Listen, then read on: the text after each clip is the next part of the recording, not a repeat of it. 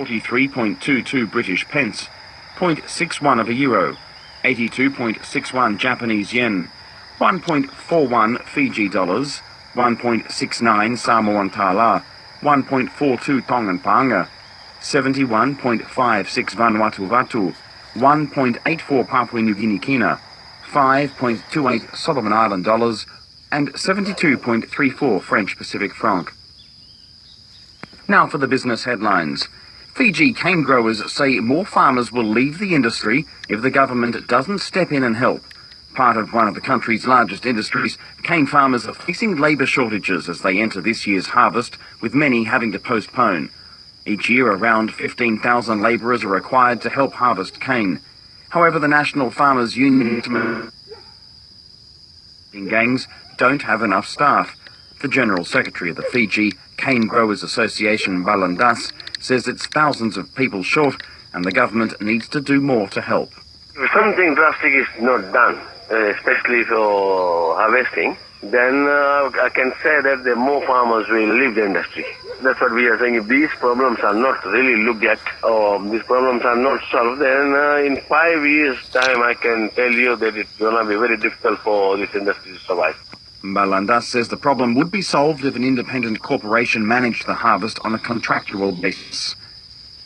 A Nova Reef pipeline project in the Cook Islands, billed to bring cheaper fuel prices, may be set to get the green light from the Rarotonga Environment Authority. The Petrosian company has controversial plans to build a medium-range fuel tanker mooring and pipeline in Ariano Nikau. The National Environment Service Director Vaitoti Tupa says her organisation is seeking legal advice after hearing the project may be set to proceed. Another company, Triad Pacific Petroleum, has sought a judicial review on the assumed approval of the proposal, but the authority has not yet made a final decision. An independent engineers report has raised some major concerns about the project. Under the proposal, a tanker which routinely passes by the Cook Islands to deliver fuel to Tahiti could potentially stop at Rarotonga to deliver fuel for the local market, which promoters say would drop fuel prices. The Pango-Pango-based Blue Sky Communications says it's open in New Zealand in Blue Sky, Oe Adolfo Montenegro, says they'll provide a full mobile service provider in New Zealand.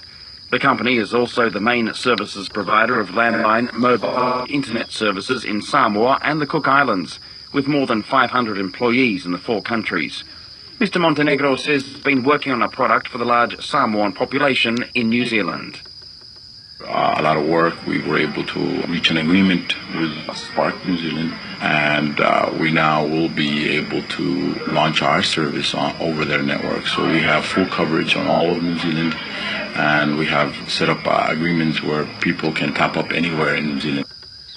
The President and Chief Operating Officer of Blue Sky, Oe Adolfo Montenegro. And latest business news from Radio New Zealand International. Itakima ata, Alex. The time now, we're coming up to nearly 8 o'clock in the morning here in New Zealand, Aotearoa, coming up to 20 hours UTC. Top of the hour, a bulletin of World and Pacific News. After that, sports news. Then we join the team from Dateline Pacific.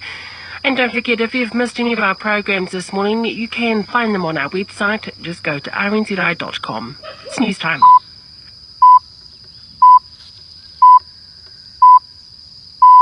Radio New Zealand International, World and Pacific News. Maloelele, I'm Nicola Wright. Leading this bulletin in world news, the Greek Prime Minister has returned to Athens for talks on reforms after securing a third bailout from the EU.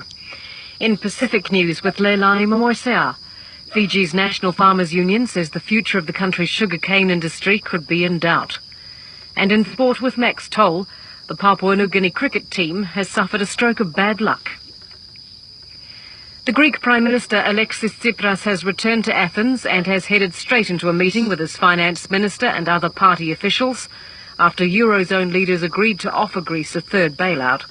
Mr. Tsipras must now get several unpopular measures through the Greek Parliament in the next 2 days for the bailout to go ahead. They include moves to streamline pensions, raise tax revenue, and liberalise the labour market. The deal could prove difficult for Mr. Tsipras, who came to power on a promise to end austerity. Many Greeks have already taken to social media in protest against what they believe are the unduly harsh terms of the bailout offer. A section of a Russian military barracks has collapsed, killing 23 soldiers near the Siberian city of Omsk. 19 servicemen were rescued and some have been flown to Moscow for medical treatment.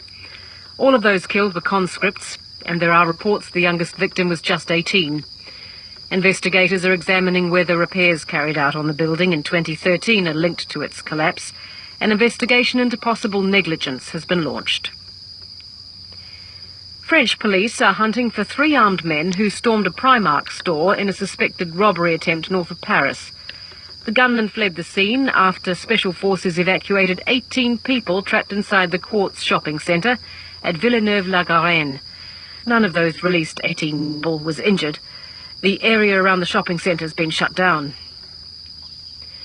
2 senior Islamic State leaders have been killed in an airstrike in northeastern Syria. The Syrian Observatory for Human Rights, Iraqi, Abu Osama al-Iraqi, and a Syrian named Ammar al-Rafdan were killed.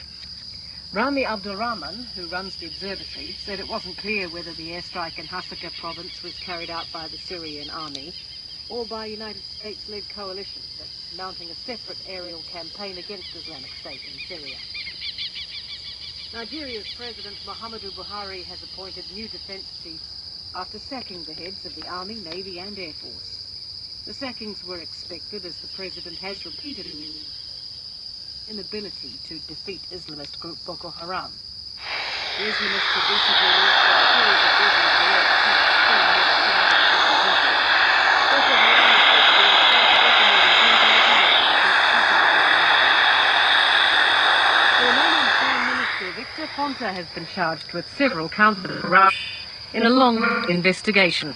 Prosecutors have charged him with fraud, tax evasion and money laundering dating back to when he was a lawyer before he became Prime Minister in 2012.